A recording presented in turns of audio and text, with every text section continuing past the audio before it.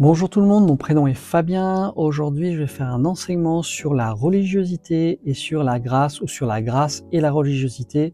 Donc deux mots qui ne sont pas du tout ensemble et qui se cognent l'un et l'autre, parce que vous allez voir que la grâce et la religiosité n'est pas du tout la même chose. La religiosité se focalise sur les apparences, sur les règles, sur les performances humaines. C'est ce qu'on rencontre dans toutes les religions. Donc les personnes qui se focalisent sur les apparences, sur les règles, sur les performances humaines, sur les titres, sur tout un tas d'apparences pour se focaliser sur justement une espèce de croyance, mais qui est une fausse croyance, et ce qu'on appelle donc la religiosité. C'est vouloir faire les choses toujours pour parfois gagner la grâce et la justice de Dieu, alors que Dieu nous a donné déjà sa justice en Jésus. Et Dieu nous a donné la grâce d'être sauvés. C'est par grâce que vous êtes sauvés. Par le moyen, comment? Par le moyen de la foi, car cela ne vient pas de vous, c'est le don gratuit de Dieu. Donc c'est une grâce d'être sauvés sur cette terre. Lorsque nous montons au ciel, nous sommes sauvés pour ceux qui ont accepté Jésus-Christ dans leur cœur comme leur sauveur et comme leur Seigneur. Ils ont cette grâce, c'est un cadeau que Dieu nous a donné. Donc nous sommes graciés, et c'est un merveilleux cadeau que de savoir que lorsque ce corps va mourir, nous allons directement avec le Seigneur Jésus-Christ au ciel, et c'est merveilleux de savoir cela. C'est une espérance que nous avons en tant que croyants. Pour ceux qui ne connaissent pas Christ, ils n'ont pas cette espérance, et pour ça qu'on dit que la conversion au christianisme, la conversion à Christ est un miracle, parce que des fois il y a des personnes qui pensent que pour mériter la grâce, pour mériter les choses de Dieu, pour mériter la justice de Dieu, il faut faire tout un tas de choses, alors que Jésus a tout fait pour vous à la croix. Il est mort et en plus il est ressuscité, et c'est merveilleux de savoir combien le don de Dieu qu'il a donné à travers son Fils, afin que quiconque croit en lui ne périsse point, mais qu'il ait la vie éternelle. Vous voyez la grâce que Dieu nous a fait. C'est une grâce parce que nous étions tous pécheurs. La Bible dit que nous étions des pécheurs, et que nous sommes tous nés péchés, et que nous méritions tous la mort, parce que nous sommes nés dans le péché, comme le souligne David, et nous sommes nés dans le péché, et notre maman nous a conçus dans l'iniquité. Et c'est comme ça que nous sommes nés avec le péché. Mais la bonne nouvelle, c'est que Jésus-Christ est mort et il est ressuscité pour que nous puissions avoir la vie éternelle. Et nous sommes donc des personnes qui sommes graciées. Vous voyez, la religion, c'est se focaliser sur les apparences, les règles, les performances humaines, alors que la grâce en Christ met l'accent sur un cœur transformé, restauré et libéré. Et oui, pourquoi la grâce de Dieu fait que nos cœurs sont transformés, restaurés et libérés? Tout simplement parce que lorsque nous avons accepté Jésus-Christ dans notre cœur, le Saint-Esprit qui est en nous a cette capacité, si on lui ouvre notre cœur, de transformer notre cœur, parce que par nous-mêmes, nous ne pouvons pas transformer nos cœurs. Il n'y a que Dieu qui peut transformer notre cœur, il n'y a que Dieu qui peut changer un cœur. Vous savez, il y a toutes sortes de personnes qui vivent des fois des tempêtes dans leur vie, même des maladies graves, et pour autant le cœur n'est pas changé. À l'époque, moi je me souviens, j'avais pensé à un collègue de travail qui avait une maladie assez grave, et après je l'avais revu peut-être un an après, et c'était une personne qui n'était pas très bien au niveau, elle critiquait, etc. Et en fait la personne, je l'avais revue, et je pensais dans mon cœur, en fait peut-être son cœur a été changé à cause de la maladie, et en fait bien sûr que non. Ça n'avait rien changé, et en tout cas pas sa perspective. Et on voit que le cœur de l'homme ne peut être changé que par Dieu si on le désire. Une petite coupure, je le dis rarement, mais n'oubliez pas de commenter si ce contenu vous intéresse, de commenter, de liker et d'activer la petite cloche. C'est important de commenter. Pourquoi? Parce que je parle souvent des relations, et les relations les uns avec les autres. Et c'est intéressant d'avoir ensemble justement des interactions et de pouvoir discuter. Je vous répondrai tout le temps. À bientôt. Shalom. Donc la grâce en Christ, c'est de mettre l'accent sur un cœur transformé, restauré et libéré. Jésus nous donne la libération, Jésus nous restaure et Jésus nous libère. Jésus a dénoncé l'hypocrisie religieuse. Lorsque dans la parole, il est dit qu'il parlait aux pharisiens. Les pharisiens, c'était des personnes qui connaissaient la loi et qui avaient une certaine piété, mais qui était une piété qui était hypocrite. Jésus a dénoncé l'hypocrisie religieuse, mais il a accueilli avec amour les pécheurs repentants. Vous savez, un pécheur qui se repent, quelqu'un qui donne sa vie à Jésus-Christ, c'est extraordinaire, le ciel se réjouit parce que c'est une personne qui est sauvée de l'enfer. La religiosité donc condamne, vous avez ça dans Matthieu 23, 27 à 28. Malheur à vous, scribes et pharisiens hypocrites, parce que vous ressemblez à des sépulcres blanchis qui paraissent beaux au dehors et qui au dedans sont pleins d'ossements de mort et de toute espèce d'impureté. Vous voyez comment Jésus ne ratait pas les scribes, et il ne ratait pas les pharisiens non plus, et il les traitait, il leur disait que c'était des hypocrites, parce que c'était une apparence qu'il donnait de piété, mais comme je vous parle toujours du cœur, eh bien le cœur n'y était pas. Et c'est intéressant parce qu'il parle de vous ressembler à des sépulcres blanchis. Faut savoir que les sépulcres, c'était des sépulcres, c'était des caveaux de là où il y avait où on mettait les morts et on les blanchissait pour que ce soit beau. Mais en fait, à l'intérieur, c'était le noir et c'était pourri en fait, puisque c'était la mort. Donc vous ressemblez à des sépulcres blanchis qui paraissent beaux au dehors et qui au dedans sont pleins d'ossements, de mort et de toute espèce d'impureté. Comme je vous disais, les sépulcres blanchis, à l'époque, c'était des tombes qui étaient blanchies à la chaux pour être visibles et éviter que quelqu'un s'en approche aussi. Donc, c'était pas seulement pour l'aspect esthétique, mais c'était aussi pour que quelqu'un évite de s'en approcher, car toucher un mort rendait impur. C'était la loi qui disait ça. Donc, elle était belle extérieurement, mais à l'intérieur, il y avait, comme je viens de vous le dire, que la mort et la décomposition. Jésus a utilisé cette phrase, cette image, pour montrer que l'hypocrisie religieuse donne une belle apparence extérieure de sainteté, mais cache un cœur vide de vie spirituelle. Les personnes religieuses mettent souvent des fardeaux sur les autres. Ils disent il faut faire ci, il faut faire ça, il faut lire la Bible, il faut prier tant de jours, il faut jeûner, il faut faire ci et encore ça et ça. Et puis là, t'as pas fait. Est-ce que tu as assez demandé pardon? Est-ce que tu as fait ça? Est-ce que tu as prié? Combien de fois tu as prié? Et en fait, ce sont que des rites. Il n'y a plus de liberté dans l'esprit. Et en fait, c'est une religion qui se met en place. Et c'est ce qu'on appelle tout simplement la religiosité. Faut laisser Christ vivre en nous. Et vous savez, une personne qui aime Dieu, elle ira tout simplement lire la Bible parce qu'elle aime simplement lire la Bible. Est-ce qu'on est obligé de donner tant de temps par jour, etc. Tout ça se fait dans la liberté de l'esprit. Bien entendu, au départ, on donne des conseils aux personnes, puisque moi-même, je suis maintenant pasteur, et ça m'arrive de donner des conseils aux personnes quand ils lisent la Bible, etc. Mais je leur donne pas de rite à suivre ou ces choses-là. Après, c'est selon leur soif de cœur. Je leur donne, comme on dit, la feuille de route. Et ensuite, après, c'est eux qui font à leur manière et surtout à leur rythme. Parce qu'il y a des personnes souvent qui, malheureusement, vont se comparer à d'autres. Ils vont dire, oui, lui va plus vite que moi, elle va plus vite que moi. Mais en fait, on ne doit pas se comparer. On a chacun notre propre rythme avec Dieu. Et c'est comme ça. Et parce que Dieu est un Dieu d'amour et il prend son temps avec nous, il y a des personnes qui iront peut-être plus vite dans un certain domaine, mais peut-être moins vite dans un autre, et vous croirez que la personne est plus loin que vous dans un autre domaine. Vous voyez comme le cœur, on ne peut pas le lire. Dieu connaît un cœur et c'est la raison pour laquelle il faut toujours se méfier de l'apparence. L'apparence, c'est tellement flatteur, mais en fait, l'apparence, eh bien, ce n'est que de la poudre aux yeux. Donc les scribes, c'était des spécialistes de la loi de Moïse, ils étaient chargés de la copier, de l'enseigner et de l'interpréter.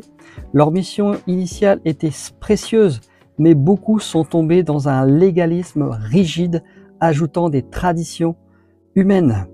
Les pharisiens, c'était des groupes religieux influents attachés à la loi, comme je vous ai dit tout à l'heure, aux traditions orales, et ils avaient une image de piété, surtout extrême, et cherchaient à paraître irréprochables, alors qu'en fait Jésus les appelait de sépulcres blanchis.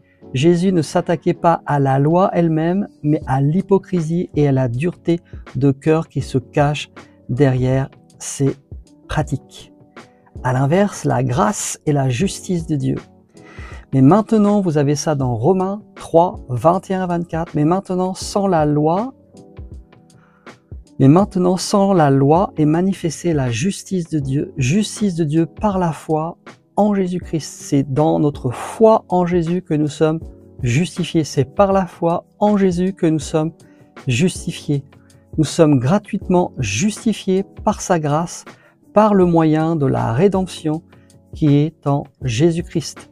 Donc vous voyez que là, il est question de grâce et de justice, excusez-moi, et Dieu est un Dieu juste, et Dieu nous a donné la justice et il a mis sur nous un manteau de justice parce que Jésus est notre justice. C'est pour ça qu'on a toujours accès auprès du Père, même lorsque nous avons péché, nous confessons nos péchés, eh bien, nous pouvons, avec un cœur sincère, nous pouvons toujours venir auprès du Père, parce qu'à ses yeux, nous sommes quelqu'un de juste, une personne de juste.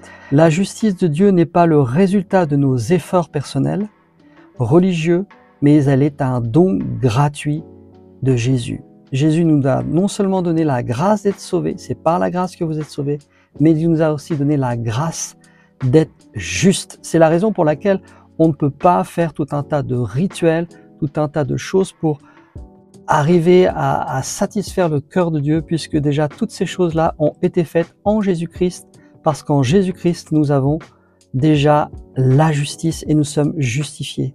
Cette justice nous justifie devant Dieu, qui est notre Père, et elle nous rend libres, la liberté d'être juste devant Dieu. C'est merveilleux de savoir que nous sommes justes devant Dieu.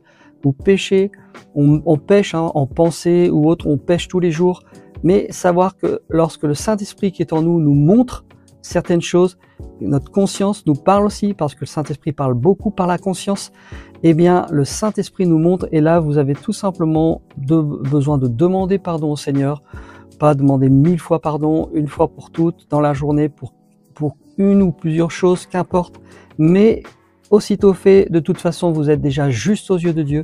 Si nous confessons nos péchés, il est fidèle juste pour nous les pardonner et nous purifier de toute iniquité. Cette justice nous justifie devant Dieu et nous rend libres. La liberté est très importante. La religiosité, tout ce qui est religion, ça apporte que des brimades, ça nous apporte que des rites et ça enferme les gens, alors que Jésus-Christ est venu nous apporter la liberté. Jésus est l'exemple de l'amour face au péché. Vous avez ça dans Jean 8, 10, 11. Vous avez cette femme où sont ceux qui t'accusaient, disait-il. Ou femme, où sont ceux qui t'accusaient? Cette personne, elle avait été condamnée, excusez-moi, elle avait été condamnée par les personnes, alors que Jésus lui dit, mais tout le monde m'a condamné, mais Jésus lui dit, moi je ne te condamne pas. Elle répondit, personne Seigneur. Jésus lui dit, moi non plus, je ne te condamne pas, va et ne pêche plus. Vous voyez comment cette femme avait été accusée, et Jésus lui dit, femme, où sont ceux qui t'accusent? Personne ne t'a-t-il condamné? Elle répondit, personne Seigneur. Alors Jésus lui dit, moi non plus, je ne te condamne pas, va et ne pêche plus. Et là on parle de la femme qui écrivait sur le sol et qui parlait et qui avait été mise là pour être accusée. Le développement de ce passage qui est intéressant, c'est que cette femme est surprise en adultère, elle risquait la lapidation, comme je viens de vous le dire, et Jésus était là, il entendait ce qu'elle disait. Selon la loi de Moïse, les religieux voulaient déjà piéger Jésus pour l'accuser. Mais Jésus renverse la situation. Il lui dit que celui qui est sans péché jette la première pierre. Que celui qui est sans péché lui jette la première pierre. Les accusateurs, conscients de leur propre culpabilité, sont partis un à un. Et Jésus, après, pose la question à cette femme, qui sont ceux qui t'ont accusé? Personne ne m'a accusé, donc je ne t'accuse pas non plus, va et ne pêche plus. Jésus reste seul avec elle, il ne minimise pas la gravité du péché, c'est important, parce qu'il y a aussi cet évangile qu'on entend de la surgrâce où on peut pécher et puis vivre dans la grâce, et puis Dieu nous pardonne, et puis non, je parle pas de ça qui est une fausse doctrine d'ailleurs. Il n'y a pas de surgrâce. La grâce nous est donnée gratuitement, mais on ne doit pas abuser de la grâce de Dieu. La grâce nous a été donnée comme un cadeau, mais le cœur est responsable de toutes nos décisions et de tout ce que nous faisons. Nous n'avons pas besoin de nous condamner, mais nous n'avons pas besoin non plus d'aller à l'extrême, pécher exprès pour telle ou telle situation, et après de dire écoute, j'ai juste à confesser et je suis pardonné. Je parle pas de ce genre de grâce-là qui n'est pas vraiment une grâce, puisque c'est un faux enseignement, et on appelle ça les personnes qui voient tout. Jésus pardonne tout, c'est merveilleux, on peut tout faire. Non, je ne parle pas de ça. Je parle vraiment de la grâce que Dieu nous donne, et par la confession tout simplement, et bien entendu avec un cœur sincère qui dit mais moi Seigneur, je veux continuer mon chemin avec toi et ne pas retomber dans les mêmes travers. Et si vous retombez aussi dans les mêmes travers, si vous avez un cœur sincère, je vous le dis et je le redis sans cesse, Dieu vous pardonne et il ira loin avec vous, parce que ce que Dieu veut, c'est notre sincérité. Donc Jésus reste seul avec elle, il ne minimise pas la gravité du péché, mais il commence par retirer la condamnation avant de donner la direction pour changer. Moi non plus, je ne te condamne pas. Voyez, la grâce va et ne pêche plus. La vérité qui appelle à une vie transformée. C'est l'image parfaite de Jean. Dans Jean 1,14, vous avez ça. Jésus est plein de grâce et de vérité. La grâce donne le pardon. La grâce nous libère. La grâce nous donne la vérité. La vérité, Jésus est le chemin, la vérité et la vie. Il n'y en a pas d'autre. Il n'y a pas d'autre chemin que Jésus-Christ. La vérité montre le chemin et Jésus nous montre le chemin puisqu'il est le chemin. Il est le chemin et la vérité et la vie. Nul ne vient au Père que par lui. La puissance transformatrice du Saint-Esprit aussi en nous qui est importante.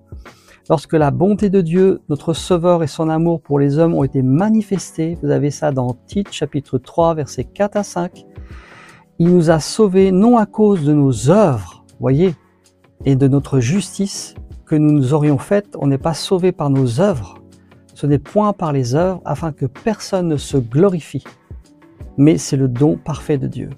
Mais selon sa miséricorde, par le lavage de la régénération et le renouvellement du Saint-Esprit. Le Saint-Esprit qui est en nous change le cœur en profondeur, il nous transforme et nous appelle à nous aimer les uns les autres, à nous encourager les uns les autres, à ne pas nous accuser les uns les autres et à ne pas rentrer dans un espèce de sectarisme avec tout un tas de règles qui ne sont faites que de la religiosité. Vous avez ça dans Galates 6.1, frère, si un homme vient être surpris en faute, vous qui êtes spirituels, voyez, redressez-le avec un esprit de douceur. On voit là que Jésus, la parole, les épîtres, les apôtres nous enseignent qu'il faut aimer et encourager, mais surtout pas accuser et détruire. Redressez-le avec un esprit de douceur. Exhortez-vous les uns les autres. Souvent, j'ai parlé les uns des autres. On a tous besoin les uns des autres. Tous, chaque jour, afin qu'aucun de vous ne s'endurcisse par la séduction du péché. Mes frères, si quelqu'un parmi vous s'est égaré loin de la vérité et qu'un autre l'y ramène, qu'il sache que celui qui ramène un pécheur de la voie où il s'était égaré sauvera une âme de la mort et couvrira une multitude de péchés. Waouh, c'est un verset qui est extrêmement fort. Celui qui ramène une personne d'un mauvais chemin, il couvre une multitude de péchés. Celui qui l'amène à Christ, il couvre une multitude de péchés et il ramène une personne qui était morte de la mort et il la couvre, il la ramène dans le chemin de la vie et il couvre une multitude de péché. Restaurer un pécheur, c'est non seulement sauver une vie spirituelle, mais c'est aussi refléter l'amour et la grâce de Dieu. L'encouragement et la restauration donc sont des actes puissants qui participent pleinement les uns avec les autres au plan que Dieu veut pour notre vie.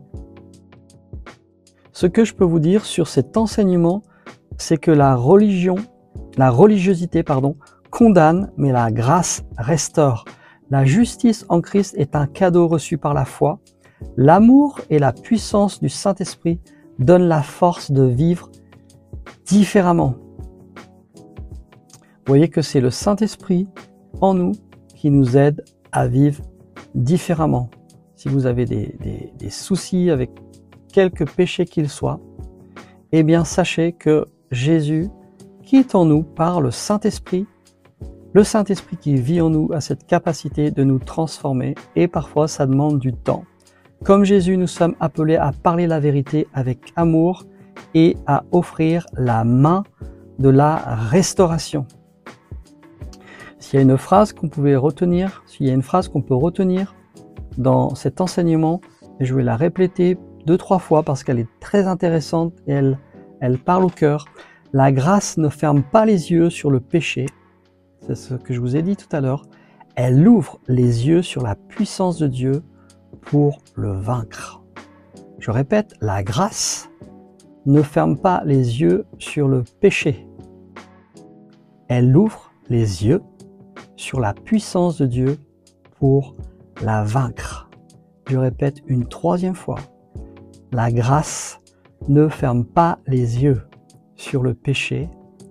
Elle ouvre les yeux sur la puissance de Dieu pour la vaincre. Quelle merveilleuse phrase à retenir et cette conclusion pour la grâce et à l'inverse la religiosité qui condamne et la grâce par laquelle nous sommes transformés de jour en jour par la puissance du Saint-Esprit qui vit en nous.